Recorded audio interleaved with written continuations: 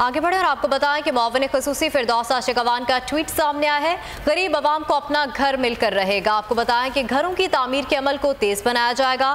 फिरदौस आशिक अवान ने अपने ट्वीट में ये भी कहा कि वज़ीर आज़म के कौम से किए गए तमाम वादे पूरे होंगे। आपको बताएं कि फिरदौस आशिक अवान की जानिब से ट्वीट किया गया है, गरीब आवाम को अपना घर मिलकर रहेगा। फिरदौस आशिक अवान की जानिब से ये भी कहा गया है, घरों की तामीर के अमल को मज़ीद तेज़ बनाया जाएगा। वज़ीर आज़म के कौम से किए गए तमाम वादे भी पूरे किए जाएंगे। आपको बताएं कि मुआविन ख़ुसूसी फिरदौस आशिक अवान की जानिब से ट्वीट किया गया है। ट्वीट में उन्होंने कहा कि गरीब आवाम को अपना घर मिलकर रहेगा। मज़ीद उन्होंने कहा कि घरों की तामीर के अमल को तेज़ बनाया जाएगा।